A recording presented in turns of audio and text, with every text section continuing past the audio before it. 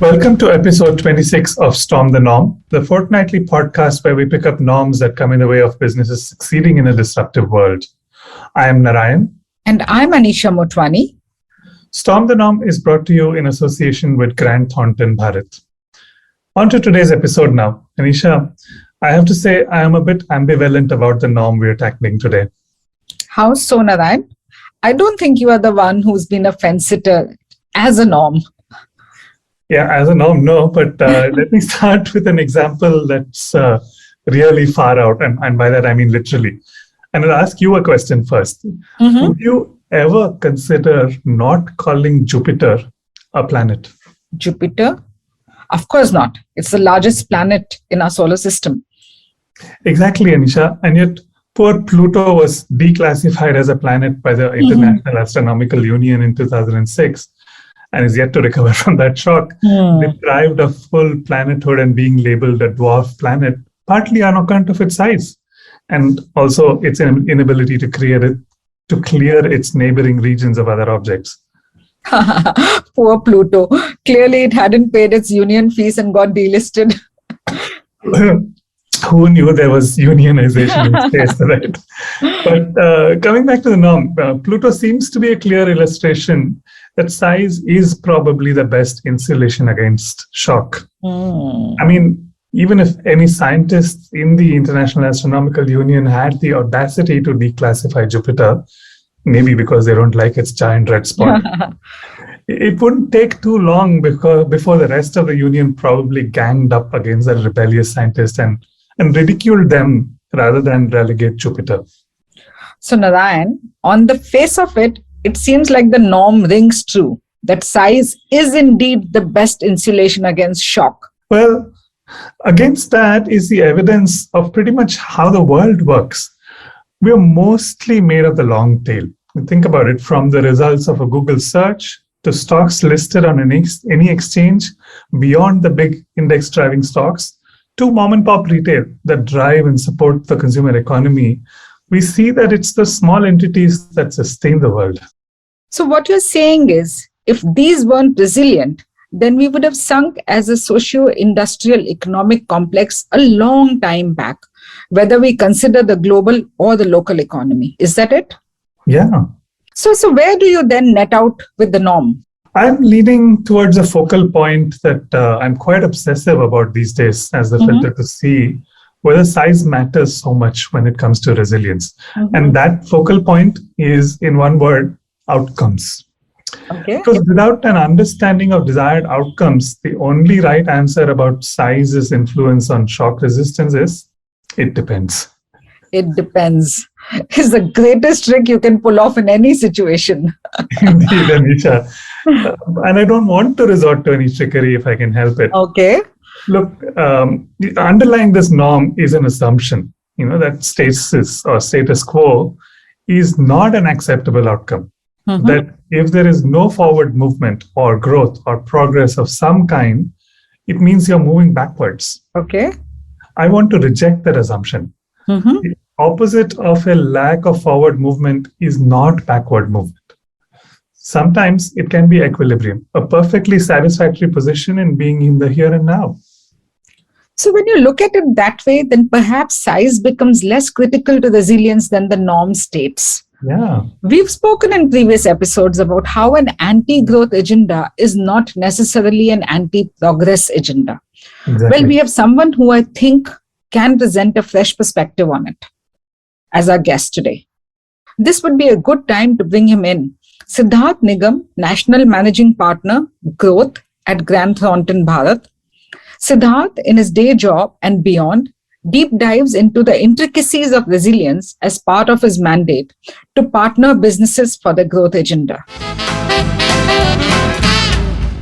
Siddharth, it's a pleasure to have you here on this episode of Storm the Norm. Welcome. Siddharth, thank you so much for making time for this session. I think it's probably always a good time to discuss the norm we're going to talk about today, but especially now when the world is being buffeted with all kinds of stormy winds. It's probably a great time to bring this up to the top of the heap in terms of the norm to question right now. So let me just get straight to the norm and your reaction to it up front. The norm, as we've stated it, is size is the best insulation against shock. And the biggest firms are the most resilient as a result. Do you agree with this? Why not? Thanks, Narayan. Thanks for having me here. I actually believe that size is not an insulator itself for any organization as far as resilience in circumstances that arise because of change in the environment or business models or competition. It is something that may help, but it is more around agility. It is around an ability to adapt to change. It is around an organization's DNA to deal with issues, with storms. If I was to look at the current crisis that the world is facing, which is a global crisis, it is not necessarily that the largest companies have done better or fared better than their smaller competitors. On the contrary, I think a lot of businesses which have been agile, which have been able to adapt to the change in the way business is done, look at the risks that have emerged and dealt with them in a manner that required a very quick turnaround and adjustment in their own business model, tend to have fared better and not only just survived but thrived and got momentum behind the change in business model. So it is more around an ability to reinvent than size that, in my view, helps an organization being more resilient, especially in a crisis situation. So let me shake things up a little bit, and I'll connect it back to the business world. But I'm going to use a couple of analogies from not the business world, if you will. So from the nautical world, we know that small boats capsize easily in a storm, while large ships weather storms much better and continue sailing through the storm. But from the natural world, we also know through the evolutionary time scale that the biggest animal species ever known, dinosaurs, have become extinct, but the cockroach continues to thrive. I know I'm both sides arguing over here, but I'm also struck by something you said, and I'm wondering, through the pandemic, especially if you look at sectors like F&B or food tech, there have been so many victims by the wayside, thanks to not being large enough to weather the storm, right? So what do you have to say to those 2 points? So, Narayan, as I mentioned earlier, size could be one of the aspects that could help business insulate itself in a crisis situation or in a situation where things change significantly. However, it is not the only thing that can help a business survive. Now, if I was to bring this back to your example, I think while a big ship may be able to weather a storm, but a big ship post a storm can get stuck at the same place. And you talk about sailboats. If you are stranded in the middle of a sea without, while you might not sink after a big storm, but you don't sail ahead, there is a small boat, because of the speed, the flexibility, is able to ride out the waves and actually ride out the storm, as opposed to just face the storm and be stuck at the same place. Similarly, I think in the business world, you have to continue to move forward. Sometimes they say you don't fix something if it ain't broke, but you don't wait for something to break down before you start addressing that. And I think that is an ability of a business to always try and foresee what lies ahead, be informed. And in the current scenario in the digital world, where information is not an arbitrage, where what you do is always known to your competitors and your customers, how do you utilize information as an ingredient to build resilience around your business and your business model? How do you change the way you reach your customers? How do you change your manufacturing process? Do you really need to manufacture, or do you need to start manufacturing now in the old world? In the new world, what are the trends? Where is technology heading? Have you digitized your business? Because that will help you survive, the next 20 years and not just, get along in the next 2 to 3 years.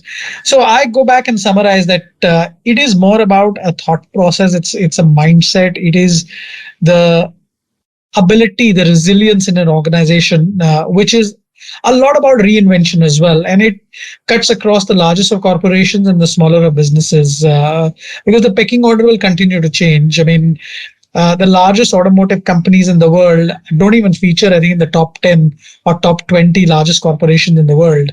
And, the internal combustion engine, which was the forefront of mobility for more than 100 years, in the last 5 years, it is a trend that, upstart like Tesla identified and was able to create products which are for the future. And and that did not come from automotive design. That came from how do you manage energy and use that energy to move people, but you packaged it in a manner that was desirable to the customers. You were able to charge top dollar for it. That top dollar allowed you to continue to push the technology forward. And if you look at where Tesla is today, it is worth more than all the other the top 5 automotive companies put together. And that is coming from the back of an organization or a corporation identifying where the future is going to go, as opposed to just being another automotive company. Siddharth, just building on what you just said. So I think that another way to phrase this question is this whole balance between doing something strategic and doing something tactical. For every one Tesla that survives, there are so many others, like who begin with the same intention, but, just disappear from the scene very, very quickly. And many of these mid-sized companies disguise their tactics as strategic actions or more futuristic actions. And whereas the larger organizations do have a certain more disciplined, structured way of planning and doing something which is more strategic and long-term and resilient. So while they might survive better in the short term with those series of tactics, but we know that out of 100, there are only 1 or 2 that survive and there are 98 that disappear. So how do you balance this? Where is the right balance between strategic and tactics? So Anisha, I think you made a very good point. The difference between strategy and tactics. I think I'll give you an example. Talk about a little bit moving away from India and talk about Germany. So the German economy, for the last 5 decades or more, has been powered ahead with what is called the Mittelstand, which roughly translates into the mid sector or the middle economy. Now, Mittelstand in the German context is a state of mind. It is a culture of doing business. So somebody as large as Siemens also wants to continue to be a Mittelstand as far as their thought process is concerned. Now, what does this mean? This means an ability to understand your markets. It's an ability to understand your people. It's an ability to understand what your business direction should be. Now, when you become very large, the vibrations from the ground, if I was to call that, from a customer to the board where the decision making gets centralized, they take too long. An example being Nokia.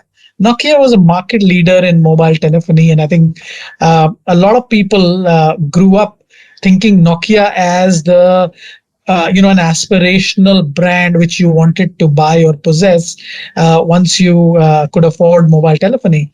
Today, Nokia does exist, but it's changed hands a couple of times. What did Nokia not do? They had a great phone. They had the technology. They had an operating system which was very familiar to people. So they, in a way, relied a little bit on, what I would call strategy, saying, "Hey, everything's going good. We've got good feedback. Let's continue with our products."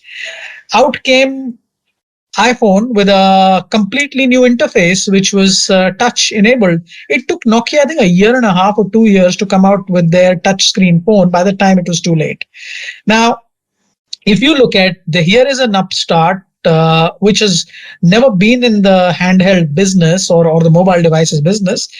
Apple was a hardware company. It was a computing company, very centric to the United States. But the iPhone made them truly a global company.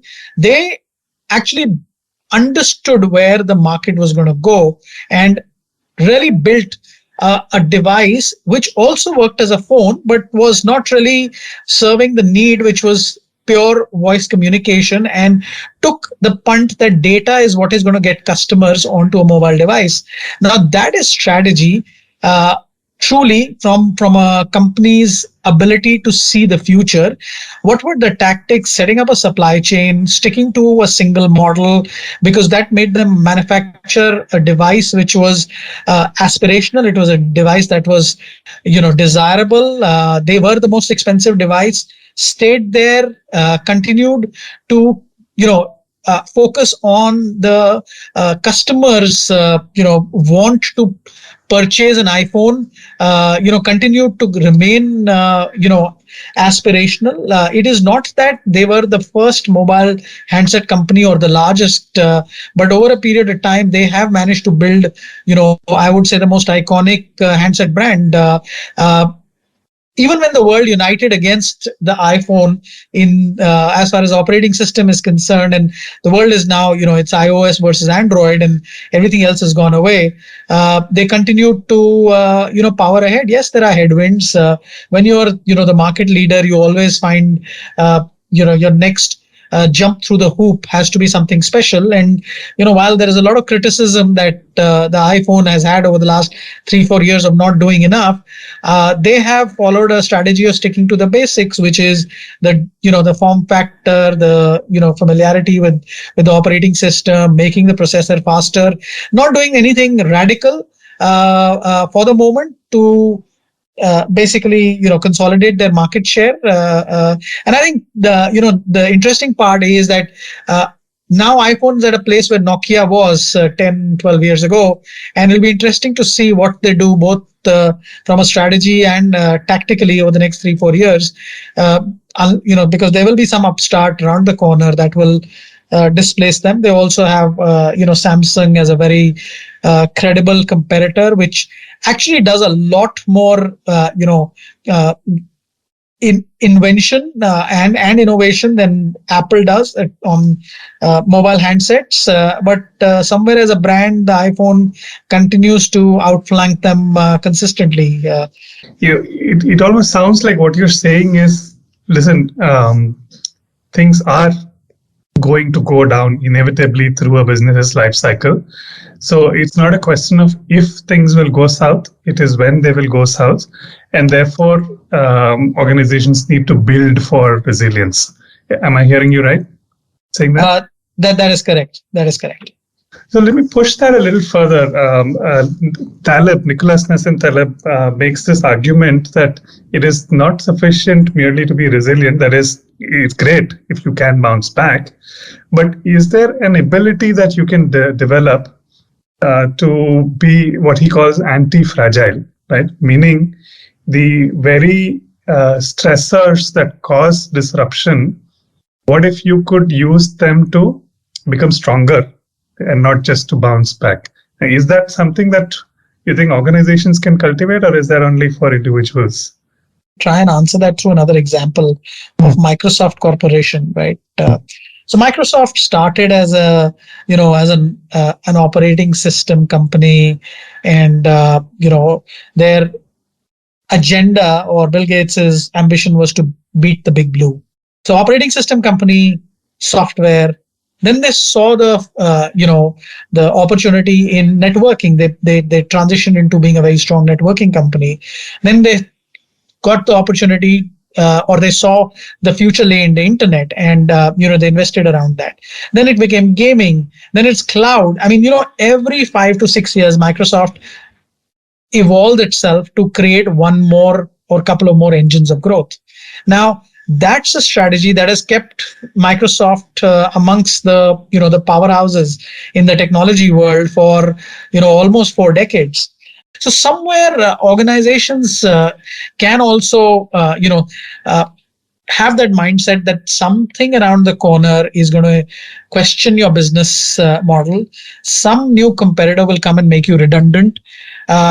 How do we continue to move forward in the business that we are in, or in adjacent areas or new areas altogether? The world has woken up and realized that Indian companies weathered the pandemic much better than the counterparts. What inspiration, if any, we can take any examples of these companies, and what inspiration can businesses take from those who prospered in the pandemic to build a resilience for the future? Anisha, that's I think very true. Indian companies had 2 or 3 advantages over large global peers. One, they're an entrepreneur. Entrepreneurs tend to work better in moments of crisis. Entrepreneurs have an ability to take quick decisions to alter business models. In the current pandemic, and there was an opportunity to bypass traditional distribution and build what I would call direct to consumer distribution models, and they were able to adapt their supply chains very quickly to doing that.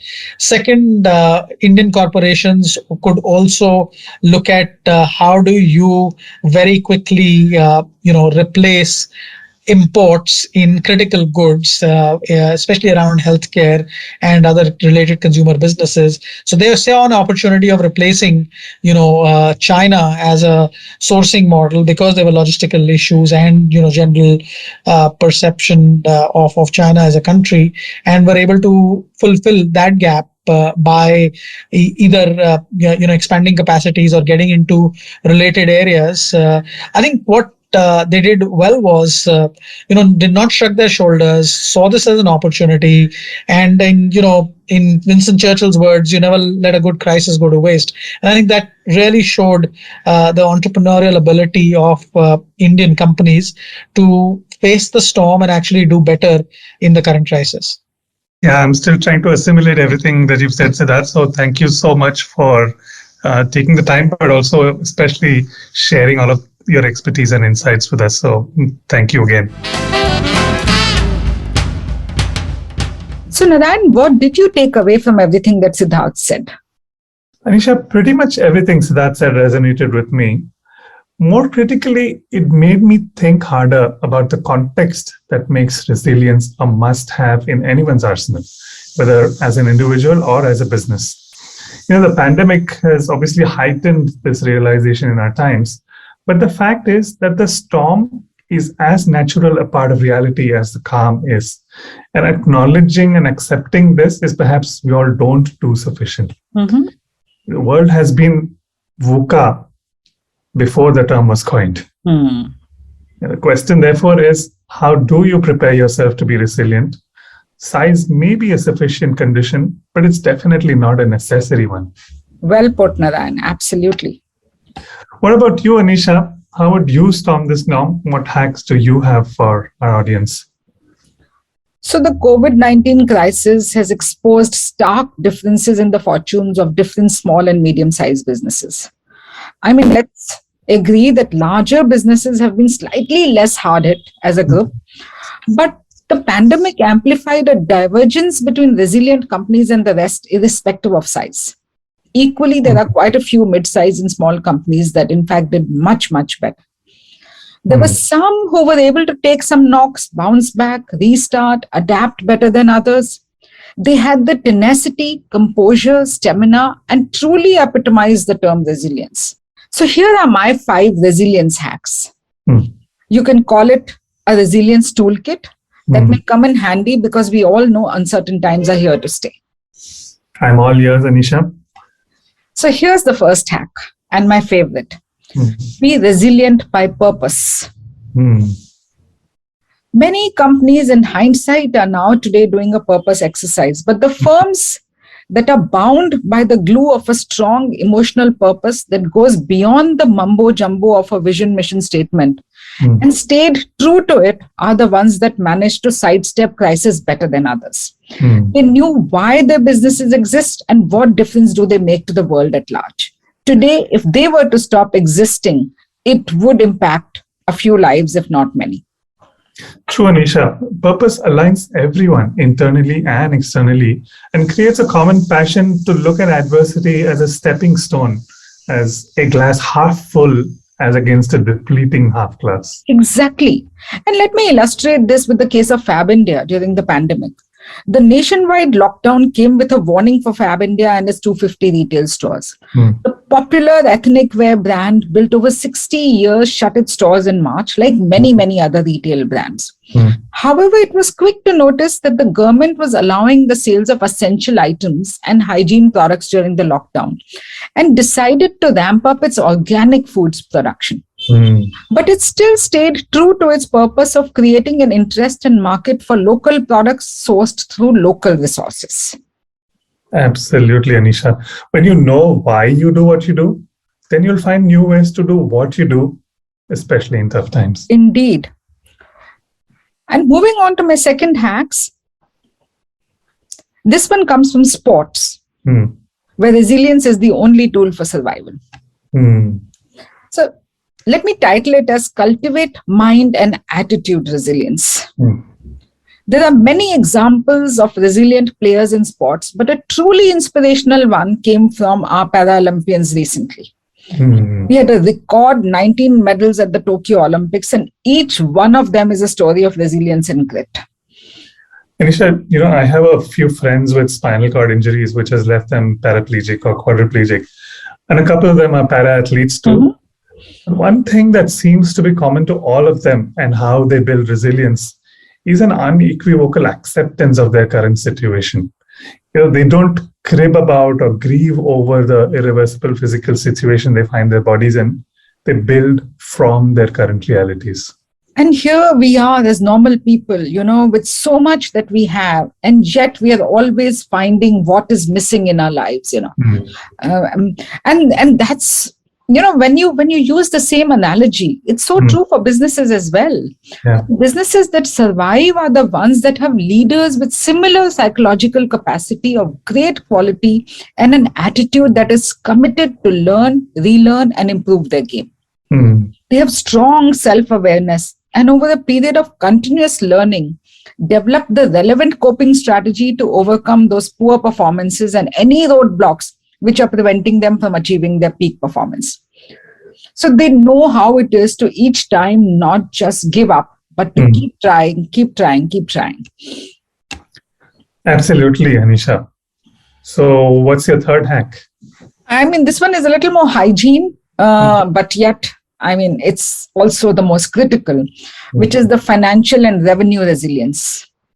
We know that well-capitalized businesses with strong focus on unit economics have built resilient revenue streams. The most important element of this is the fact that they have a firm grasp on how money moves through their company and have a very disciplined and accurate cash flow forecast.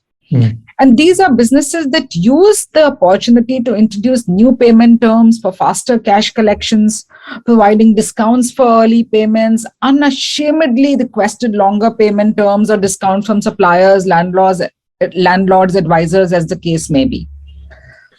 Anisha, I was reading this interview the other day with Yashish Dahiya, the co-founder of Policy Bazaar and Paisa Bazaar, who just IPO'd. And he had this interesting take on unit economics. The problem with that is it does not take into account what I might call resilience capital. That allows a company to experiment and build strategies and capabilities to weather storms and take advantage of clear skies when they happen. So rather than return on investment, he asks for companies to be evaluated on return on capital. As he says about himself, adopt a builder's mentality, not a trader's. Yeah, I really like the idea of resilience capital. It should be something that companies should plan for. Indeed, Anisha. Okay, 3 down. On to the fourth hack now. The thing is, resilience doesn't just come to you, especially when you're standing still and seeing things from the same old perspective. And that's what my fourth hack is about, pivoting and finding resilience. So we've heard of many examples where companies use the pandemic as an opportunity to enter new lines of businesses or innovated on products in an attempt to survive. And in the bargain, discovered, some interesting opportunities for themselves. And I think let me just explain that with an example. I was just reading, on which are the companies that have done well during pandemic. And this was an interesting example, Workshala. Many real estate companies and aspiring entrepreneurs in India entered the co-working spaces following the market trend that showcased immense growth potential. But with social distancing and working from home being the norm during the pandemic, the sector was really hit badly. Absolutely. Yeah. So, however, Workshala is one such company that emerged from the COVID-19 crisis much stronger. And what did they do? It was founded in, just for the benefit of our listeners, it was founded in 2013 by Manoj Khandelwal, it's a Bangalore-based co-working space. He came up with an initiative called Homescape to provide furniture to people working from home. Interesting. As most people started working from home amidst the pandemic, it provided tables, chairs, and desks to individuals, thereby giving them the required comfort and ease while working. This I would think is a very interesting pivot. Absolutely. So when life gives you lemons, don't just make lemonade, sell it to the chole bhatura wala so their customers can get just the right amount of tang. In the plate of chole bhature. I see you like food analogies a lot, Narayan. FYI, I like food also a lot. Okay. All right. With that, let's get on to the final hack on resilience. So from organization-focused hacks, I want to come to perhaps one of the most critical ones, a customer-focused ones. Okay? Identifying resilient customer segments. Businesses that did well worked hard to fortify an entire network of relationships, taking in all their stakeholders, especially customers and suppliers. But for this hack, I want to focus on customers here. These companies were able to map out different customer segments and rank their dependencies in order. They paid close attention to those they were most dependent on for viability and growth, and in the process identified customer segments that might thrive during different kinds of potential shifts. So use the data, segmented the customers, proactively went about making these relationships more robust by developing communication plans and protocols. Because communicating and staying in touch with the customer, especially at a time like this, even if they're not buying from you, was the most critical element of strategy. They did not neglect relationships with customers who were temporarily closed down or sharply reduced purchases. They managed to stay in touch with them, but equally zoomed in on customers who really needed their products, actively paid less attention to those who considered their product nice to have, never paid on time, or were not profitable. So to a large extent, this also gave them an opportunity to release the long tail. Okay, there were customers who were more exhausting rather than value adding. So the bucket, we normally call it, we don't pay attention to a leaking bucket. There are always customers that keep dropping out. But here, this was done consciously by choice. It's very sharply observed, Anisha. I also remember at the beginning of the pandemic in early March of 2020, one of the insurance companies I worked with had already identified frequent travelers as a customer segment to focus on. And it seems contrarian considering the lockdown was coming. But what they did was they quickly created a COVID-19 protection policy for that segment. And even with the lockdowns preventing travel temporarily, they knew that this was a segment that would be itching to resume travel when things opened up even slightly. And so they created a product that would help those customers, of course, also their own business to be resilient. These are all fantastic hacks, Anisha, as usual. Very universal, yet very practical ways for businesses to build resilience regardless of size. And I think that's a great place to wrap up episode 26 of Storm the Norm. As always, there are multiple places you can catch us on: Spotify, Apple Podcasts, SoundCloud, JioSaavn by just searching for Storm the Norm, and on Saregama Caravan 2.0 devices on channel 453. This is Narayan. And Anisha. Signing off for now. We'll be back with a new episode shortly. Thank you and talk to you soon. Thank you.